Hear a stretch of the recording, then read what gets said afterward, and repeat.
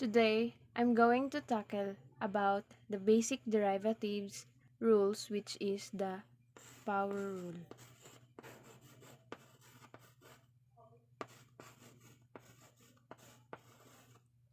The formula of power rule is d over d of x n x raised to the power of n minus 1.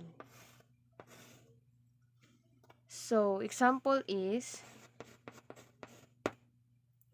find the derivatives of a function d over d of x 5x raised to the power of 6. Substitute in the formula, which is 5 d over d of x, copy the 6x 6 minus 1 is equal to 5 times 6x 6 minus 1 is 5. So multiply the 5 times 6 equals to 30 x raised to the power of 5. So this is the answer by using the power rule. Next rule is constant rule.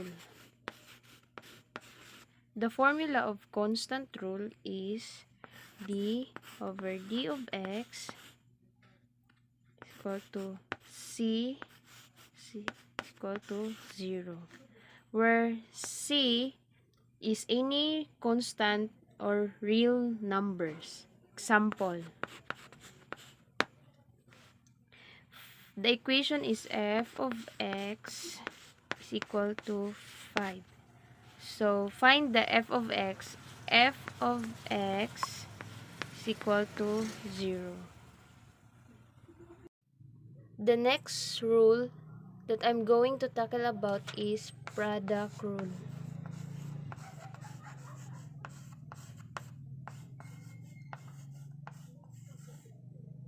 The formula of product rule is d over d of x,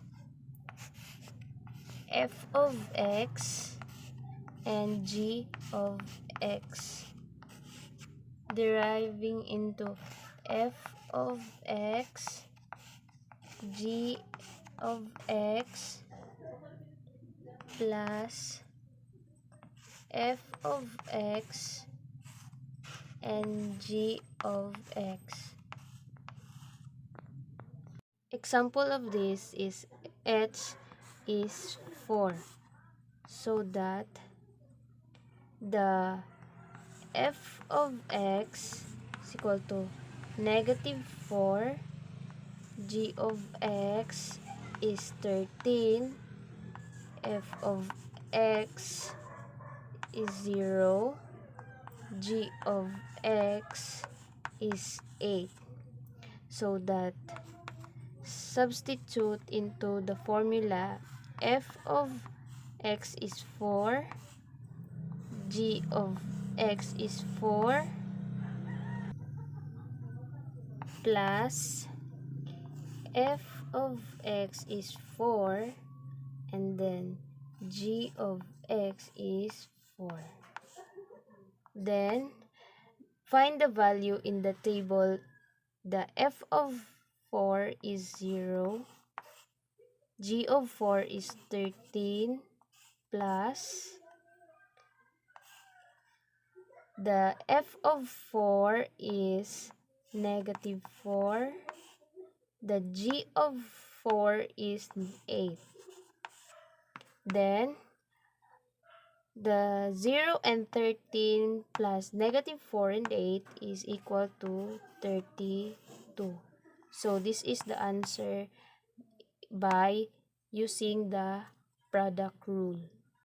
The next rule is quotient rule.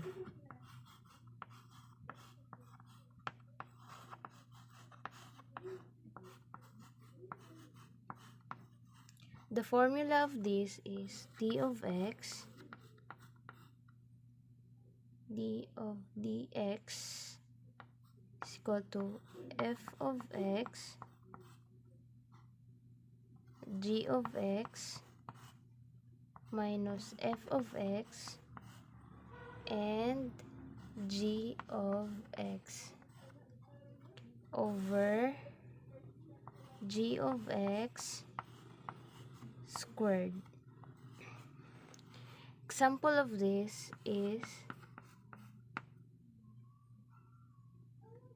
find the value of h of 5, where the table is f of x is equal to 0, g of x is equal to negative 2, f of x is negative 4, and then the g of x is equal to 8.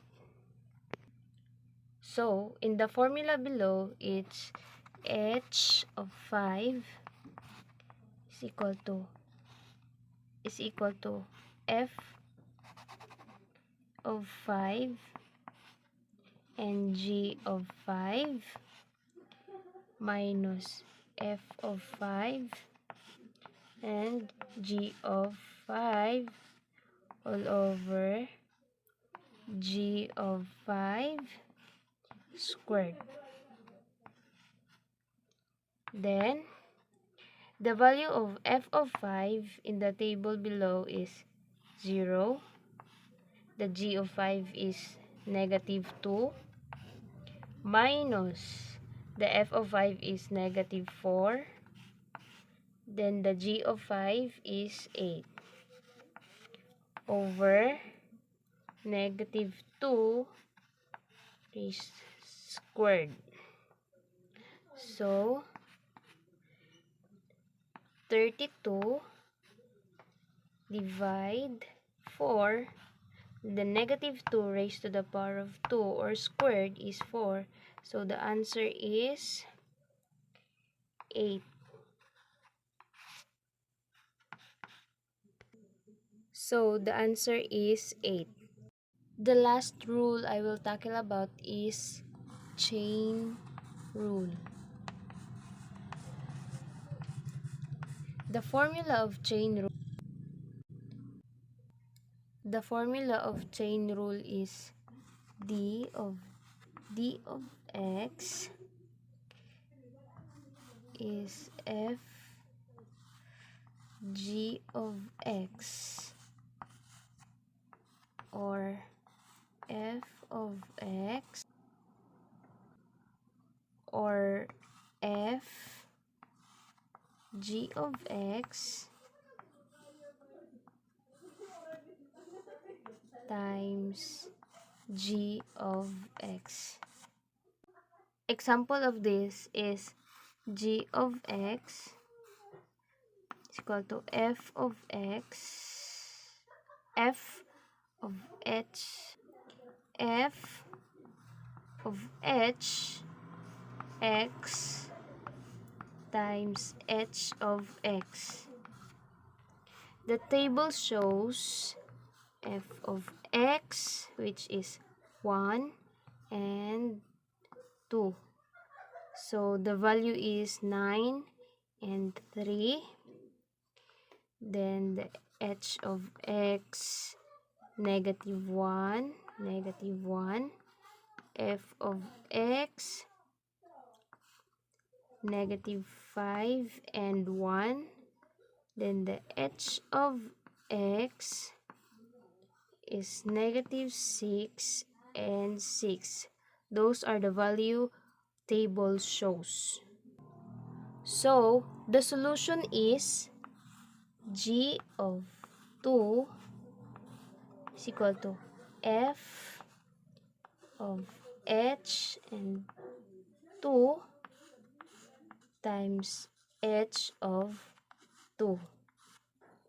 So, substitute f of negative 1 times 6 equals to negative 5. The value of f of negative 1 is 5 times copy the 6 is equal to negative 30.